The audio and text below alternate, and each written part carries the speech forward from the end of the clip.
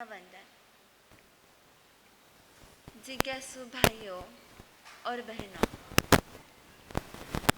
लाखों वर्षानंतर एखादी ग्रहाचा निर्माण होतो। लाखों वर्षानंतर एखादी ग्रहाचा निर्माण होतो। कित्येक कळप सापडल्यानंतर कस्तुरीत मृग सापडतो। हजारो शिंपले उघडल्यानंतर एखादी शिंपल्यामध्ये मोती सापडतो। तसेच शेकडो माणसे आयुष्यात भेटतात, त्यामध्ये एखादीच आपला जवळचा माणूस बनतो। राजकुमारी वसुमती, जिसके जीवन में भी यही घटना हुई। कल तक आप लोगों ने सुना, राजभवन से लेकर तो सैनिक तक की यात्रा, सैनिक के घर तक पहुंचे तब तक की यात्रा, और उससे भी डेंजर फेस था सैनिक के घर से बाजार तक बेचने की यात्रा। हजारों लोगों के बीच में आज वह राजकुमारी वसुमती खुद को अकेला महसूस कर रही थी। खुद को एक अकेलापन खटक रहा था। जहां पर सिर्फ 2 लोग थे, फिर भी उन 2 लोगों के बीच में मुझे कभी अकेलापन महसूस नहीं हुआ। मेरे माता पिता के गोद ने कभी मुझे अकेला महसूस नहीं होने दिया। आज मेरे आसपास हजारों की भीड़ है, फिर भी डर है, फिर भी अकेलापन है। और बंधुओं, उस राजकुमारी वसुमती की वह डर, वह डराव, वह भय, उसको दूर करने के लिए सेठ की नजरें वसुमती की ओर गई। वह सैकड़ों मनुष्य के बीच में एक सेठ उसे मिला है, जो नजदीक का हो, जो पास का हो।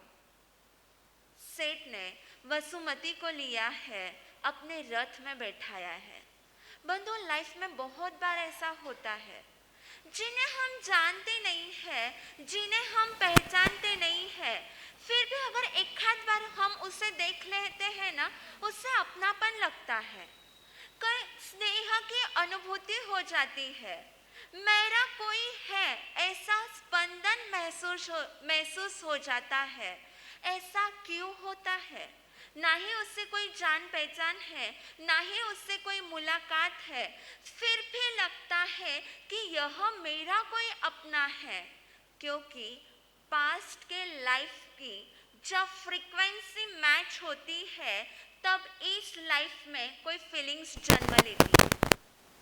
उस सेठ को भी, राजकुमारी वसुमती के लिए भी यही फील हुआ कि यह मेरी कोई अपनी है, यह कोई पराई नहीं है, मेरा ही कोई अपना है। इस भाव से राजकुमारी वसुमती को अपने रथ में बैठा लिया है। रथ में बैठाने के बाद रथ चल रहा है अपने वेग से। राजकुमारी वसुमती पूरी तरह से मौन होकर के बैठी है। वह सेठ बार बार पूछ रहा है, तुम्हारा नाम क्या है? तुम कौन हो? तुम्हारा परिचय क्या है? तुम यहाँ पर कैसे पहुंची? क्या घटना घटित हुई है तुम्हारे पास? तुम्हारे चेहरे की तेजस्विता बता रही है, तुम्हारे व्यवहार की शालीनता बता रही है, तुम कोई दासी कन्या नहीं हो। तुम्हारे कुल की परंपरा कोई तो भी भिन्न परंपरा रही है। तुम अपना परिचय मुझे दो। पर राजकुमारी वसुमती पूरी तरह से मौन है। उसके मौन को समझ करके सेठ ने सोचा है, जिसके पास से शीतलता की महसूस हो रहा है, शीतलता का अनुभव हो रहा है, जिसके पास से गुणों की सुगंध सौरभ दे रहा है, उसका एहसास हो रहा है, जिसके पास से ठंडक की अनुभूति हो रही है, ऐसे गुण संपन्न व्यक्तित्व को उस सेठ ने नाम दिया है चंदना। जो राजकुमारी अभी तक वसुमती के नाम से पहचानी जाती थी, उसको नाम दे दिया है सेठ ने गुणों के आधार पर चंदना। बंधुओं, माँ बाप से मिला हुआ नाम इस जगत में प्रसिद्ध नहीं हुआ, लेकिन पीड़ा से जो प्राप्त हुआ नाम था वह प्रशंसा का नाम बन चुका है। रथ घर के पास पहुंचा है। कोई सामान्य घर नहीं था, एक सुंदर बड़ी भव्य हवेली थी। राजकुमारी ने अपनी नजरें ऊपर उठाई है, मानो कह रही है, राजकुमारी चंदना, अब तुम्हारे पीड़ा का अंत का स्थान आ चुका है।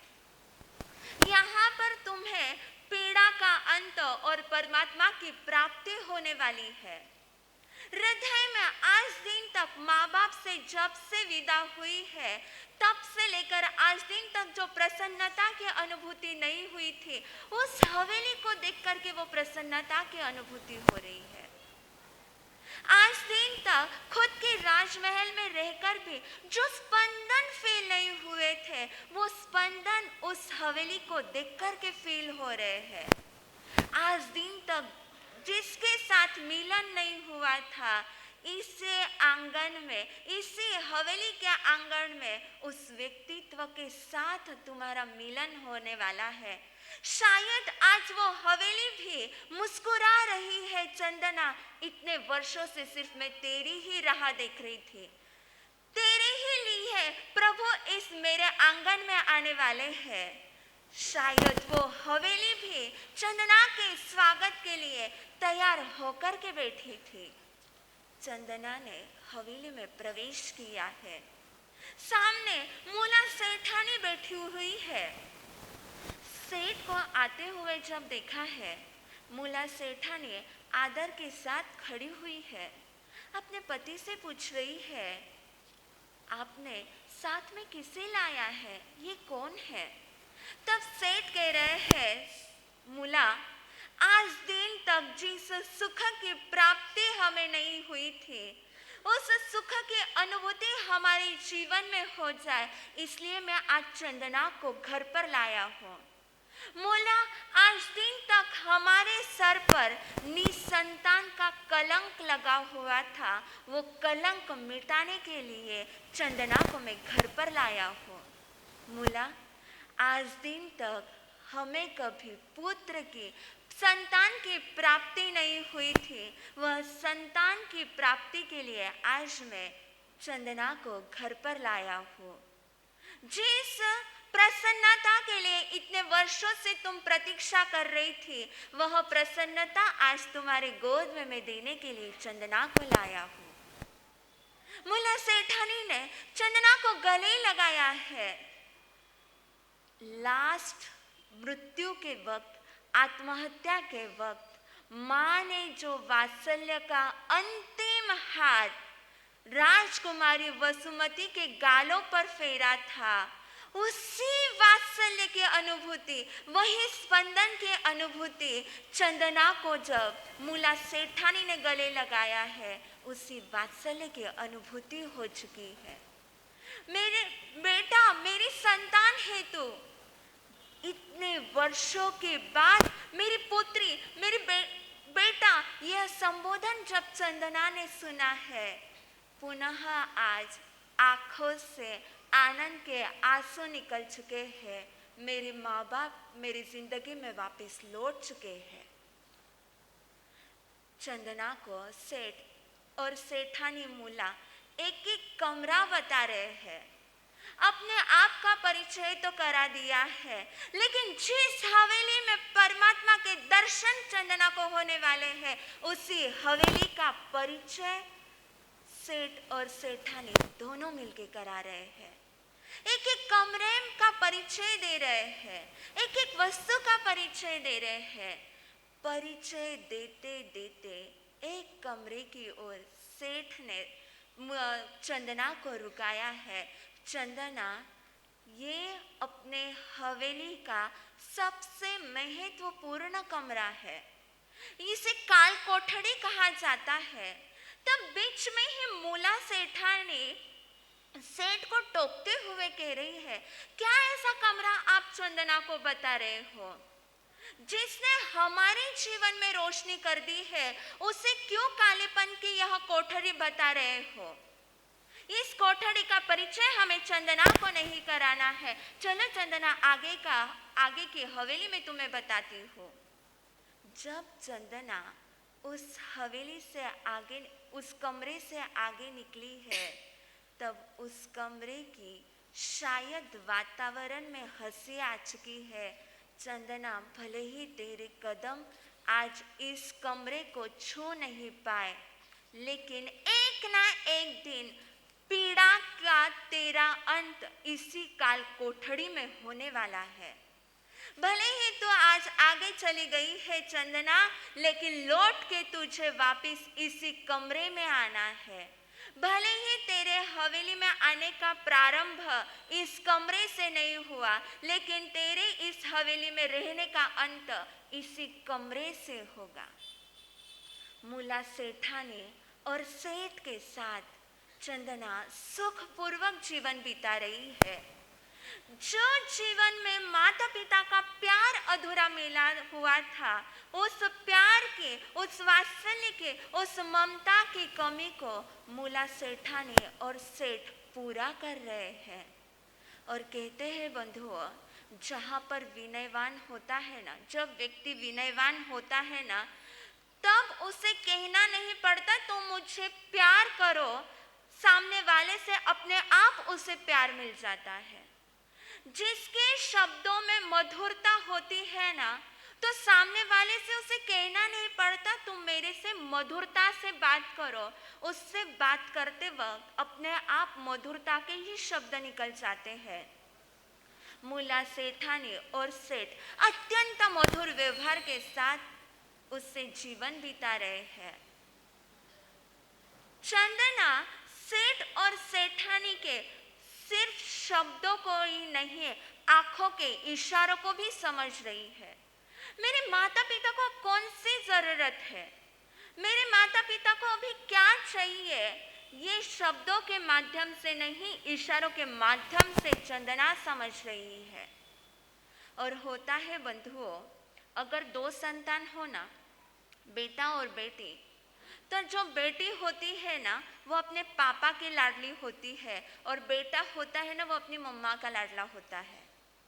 और सेम चीज चंदना के साथ भी यही हुआ।